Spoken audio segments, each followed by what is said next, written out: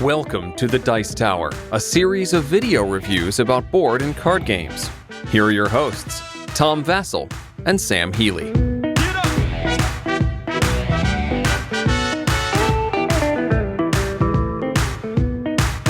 Hey everybody, I'm Tom Vassell. I'm Zee Garcia. Hello. Sam Healy. Welcome back, folks. Today we're taking a look at a new game from AEG called Eco's First Continent. This is what if the formation of Earth had gone differently? So, where would the animals live? Although, it feels like it's based in Africa, doesn't it? Something All like the that. animals? Yeah. This should be called, oh, it's the first continent, I see. There Sorry, you go. Not focusing on that. That's it. Yeah. So when they first showed this game to me, where you pull the tile from the bag, and then everyone would mark a spot on the board, I was like, I feel like I've seen this before. Yep. And I did. And bingo. That's right. Or actually, Or more recently, Rise of Augustus. sure. And it's, I think, only the second time I've seen that in a game. It's not in too many it's not games, necessarily that widespread. We could say that for worker placement, that'd be a lot more prevalent in games. But yeah, this is a bingo mechanism. Well, normally you pretty much. dislike bag pulling games. Not like this. This is different, though. You're not searching This is different. for You're not something. searching for something. Everybody benefits from what you're doing. The bag pulling stuff that I don't like is when you have to spend resources or you have to spend a certain amount of time to pull something out of the bag and then you get nothing.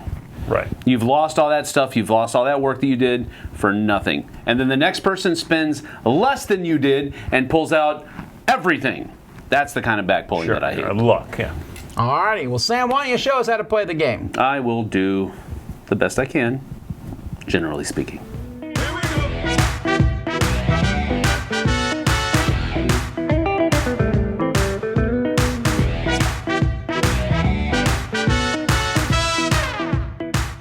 Now, basically, what each player is going to be doing, there's going to be one start player, and that player is going to be taking this bag that has a whole bunch of these tiles in them that have different kind of symbols on them. Let's see if I can get some of these out here. Have these different kinds of symbols on them, and they're going to be drawing one of these from the bag. So let's say that they draw this one, and now everyone is going to have the opportunity of taking one of their 7 wooden cubes that they start the game with and placing it on one of their cards that has that icon. So, for example, this card here has that icon, and then everybody else has the opportunity to do that very same thing. And then once everybody has chosen, another one will be drawn out of the bag, and then everybody's able to choose one of those icons on one of their 3 cards as well. Now, if a person is not able to choose, if they don't have a card that has this icon on it, like over here, that icon doesn't show up on any of those cards, they can choose to rotate their dial once. And then if an ability is showing up at the top, they can carry out that ability. So once you've rotated your dial twice, you can gain a card, then rotate back to the start. After you've rotated 3 times, then you'll be able to gain 1 more cube, play a card, then, or play a card, then rotate back to your start as well. So that's something that you can do if you cannot place a cube on that icon, or you can forego placing a cube on the icon that was just drawn in order to rotate your dial. Now, once everybody has placed their cubes on their cards, then if anybody has finished a card, in other words, they filled up every single instance of icons on that card, they're able to score that card and carry out its effects. They simply have to say Ecos, and then in player turn, starting from the first player, if they have finished a card, they will go first. If the next player has finished a card, they will go. So, for example, this place, first of all, these will come off and be made available again.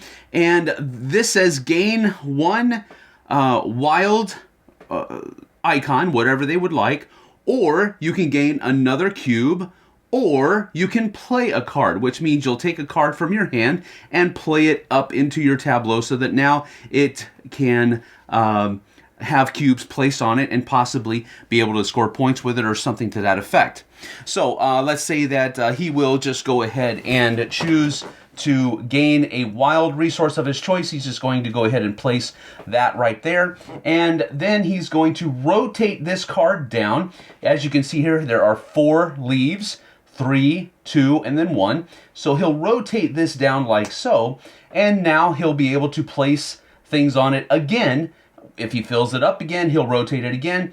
If you do it while it's on here, you fill this up, you take it off, it's now out of the game. Now, as you can see, there are a number of different kinds of things that the cards will do. This one gives you wild resources, so to speak, or more cubes, or it gives you the ability to play more cards. This one allows you to play a mountain range out onto one of the land tiles that are out here.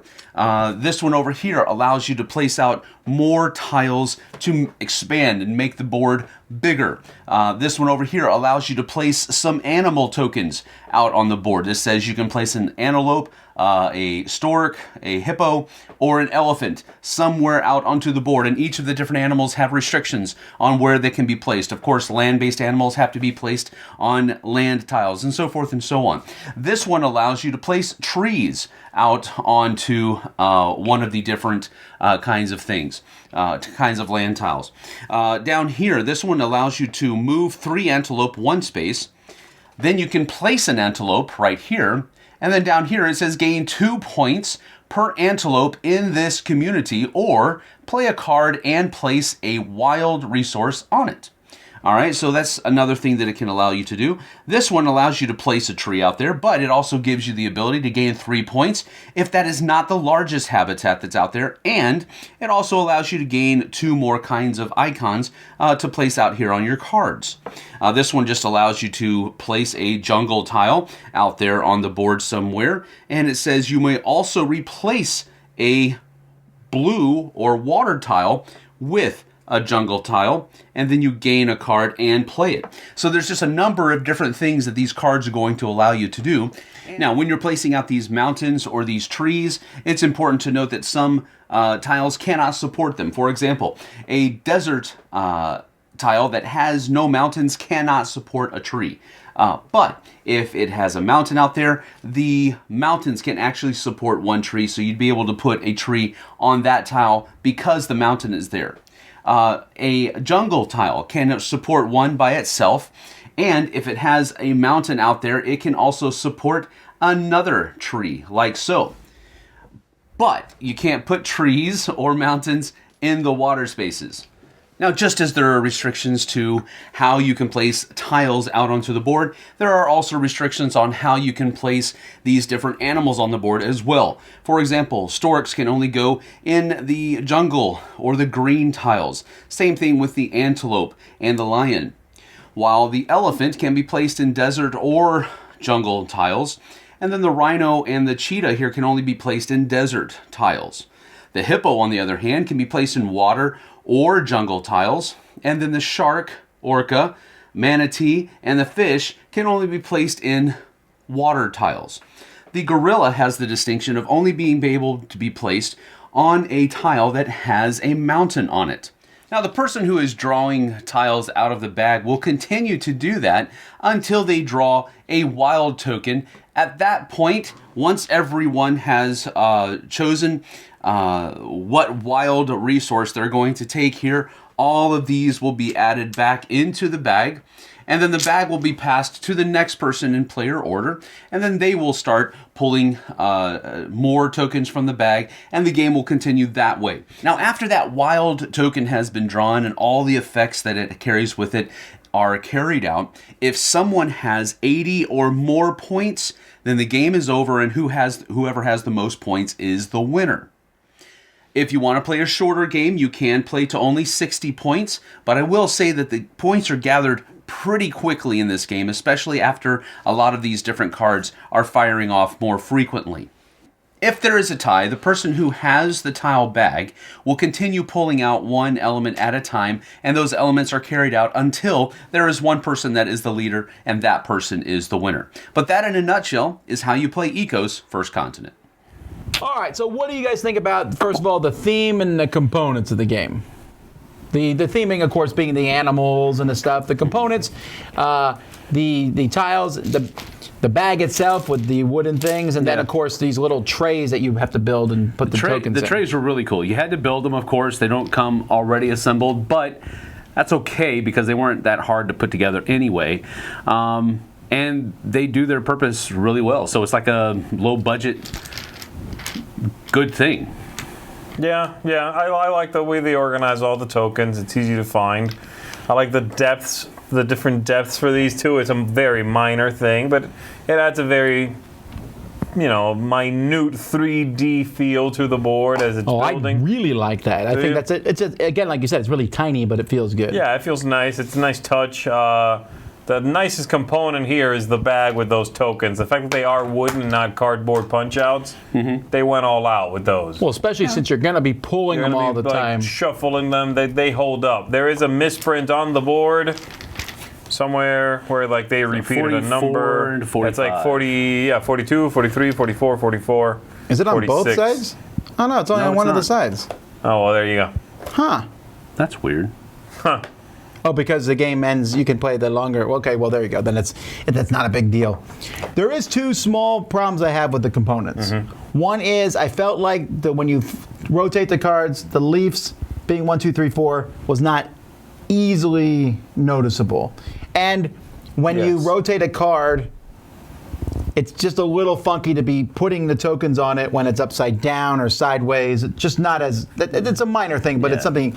The other thing, though, that kind of bugged me a little more than that was the animals themselves. I think it's cool that there's all these different animals, but they're not distinguishable at a glance on the board what all of them are sometimes. Some of them are easier to tell apart than others. I almost wish they had little meeples for the animals and there's the blue elephants.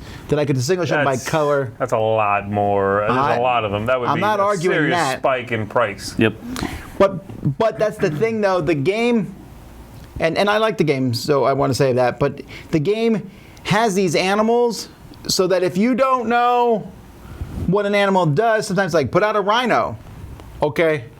Why? Okay, so we're getting into that. Okay, we're getting into mechanisms. Well, I'm saying there's so many different animals that sometimes remembering what they all do, there was no... They don't do anything, right? Well, no, they can. Some cards will Depends say, on the cards. remember the cheetah can eat the other animals, or the shark can eat the other animals. Sure. Well, I didn't...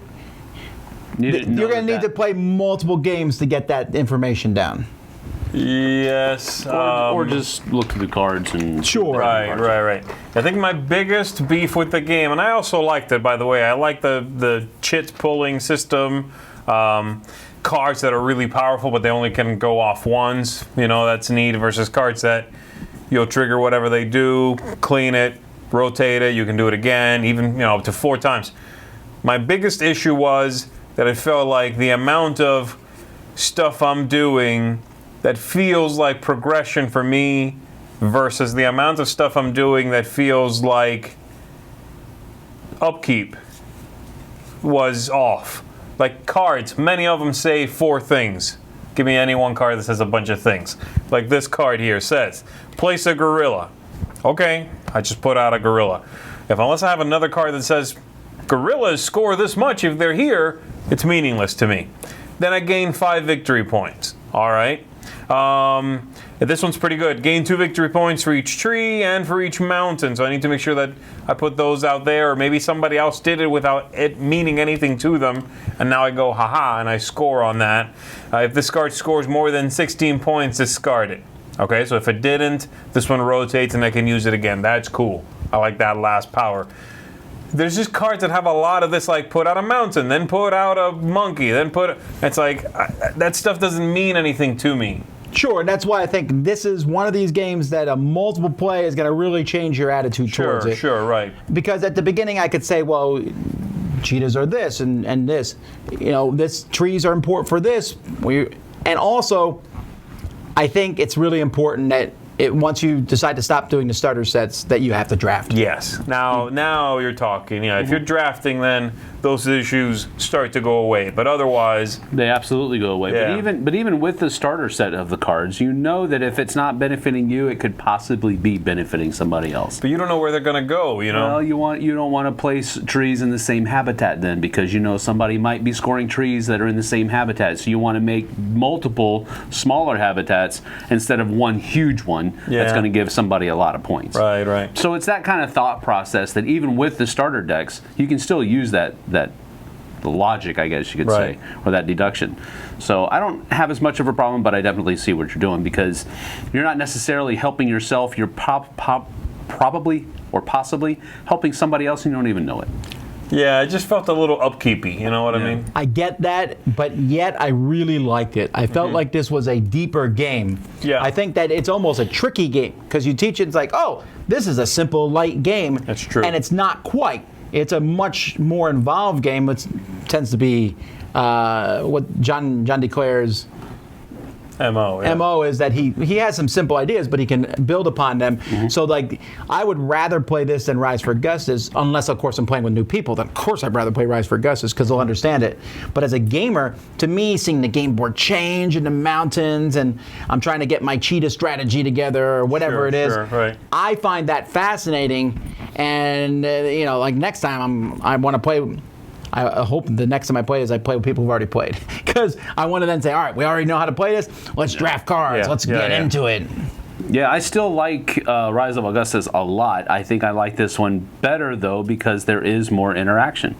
Rise of Augustus was very much a multiplayer solitaire game. Sure. Because you're just worried about what you're doing in front of you, and it really doesn't affect what everybody else is doing, and what they're doing doesn't really affect you either. Very minor, indirect ways, but yeah. But this one, you can really mess people over by doing the thing that they were going to do, or breaking apart that habitat or that community that the next person was about to score on, or something to that effect. There's you a can also lot of help them by that logic. You can.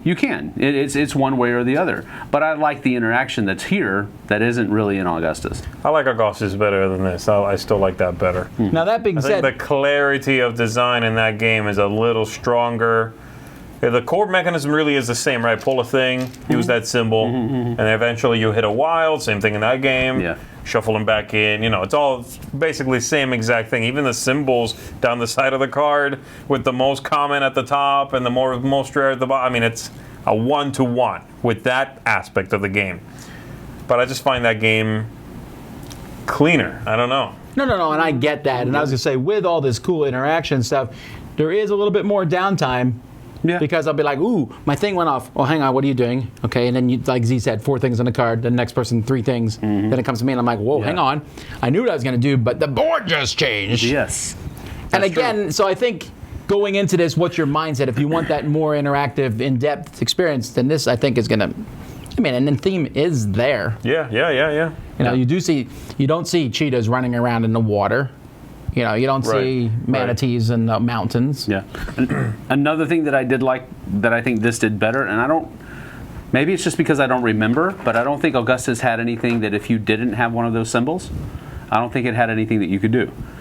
Oh yeah, I really like that aspect of this game. I like the rotating. That you can rotate. I like that because you don't ever. I mean, sure, no it's dead not, turns. Yeah, right. There's no dead turns, but or you can even choose to do that instead of placing one. You're right. So I like that a lot better than. Yeah, I like that rule quite a bit. You're right. That is a good rule. And also the way you get cards and put them out was a pretty solid thing. Ooh, I can take a card or I can play a card. Pretty soon you have a pile of cards out there, and yet you. And it's interesting that as you burn them, they go like this one is about to cycle out. So I better just invest in spending that, taking the time to turn that wheel up and draft a new one and play it or put one into play. I mean, by far, there's more game here than that other game. It's also just a lot more rules, and there's a lot of sort of making sure you're not breaking any of those rules, you're doing things right, Yeah. I have not played this with 6. I won't. Yeah. I don't even know if I'd play it with 5. No, yeah, with 4, I think 4 is the sweet spot. You can technically play it with 5 and 6, but all you're really doing is adding more time. I don't think you're going to get much There's gonna be some chaos in the scoring too. Well, yeah. Because those 2 guys just did something that helped that person and hurt me, and they didn't mean to. Yeah, that's what I'm saying. With 5 and 6, I don't think you're adding anything positive. I agree to the game. I will say this is another product, though, I think, of AEG's modified, where they're putting out fewer games and trying to put out really good ones. This is definitely one that I think a lot of people are going to really like. Yeah. And we have mentioned many times in this review about Rise for Augustus, but if you never heard that, who cares, right?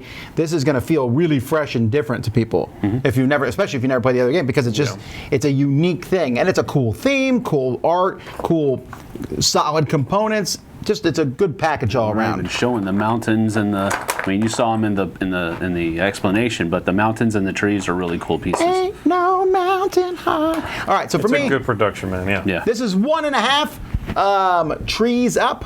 I really like it. I have some minor things with it, but and also I wouldn't play it with all groups, but I'll tell you what, get it to me a good group. I think smaller the better for me, and I think it's just very enjoyable. There's a lot of going on in this, and I think the replayability is extremely high. Sure. And also, major props for the 12 different starter sets in it. I think that's a cool idea, where you draw 6. You don't have to worry about it, because I hate a game that tells me to draw 8 cards and discard 2. And it's my first time playing, and I'm like, what?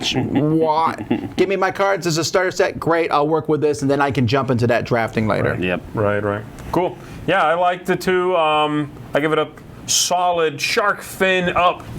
This is good. I think folks who are looking for like you said, a game that feels a little bit different, that still looks very welcoming on the table and has a great build arc to it. Mm-hmm. The game's going to look radically different during that final round than during the first one. I'm a big fan of that. If you like that, you're going to dig this game. Yeah. I'm going to give it 1.5 antelope horns up. He got into a fight and half of one broke off. But I liked it a lot. I really did enjoy it. And it definitely gets my approval. But again, 5 and 6 players, not going to be fun, I don't think. It's going to be too much downtime, but 4 is the sweet spot, and it's good. I like it. I think it's going to stand out this year amongst all the games that are coming. Yep. Yeah. Me too. Yeah. That's Ecos. I'm Tom Vassell. I'm Zee Garcia. Sam Healy. See you on the flip side, folks. Take care. Thanks so much for watching another Dice Tower video. If you enjoy our videos, subscribe to the channel for more fun, comprehensive board game coverage. Also, consider joining us at one of our events. Come to Dice Tower Retreat, a small, intimate gathering where gaming is king. Join us for Dice Tower Cruise, the largest board game cruise. Attend Dice Tower West in Las Vegas for gaming fun on the West Coast, or Dice Tower East in Orlando in sunny Florida. Dice Tower Conventions, the friendliest gaming conventions on Earth. I'm Eric Summerer, and you've been watching The Dice Tower.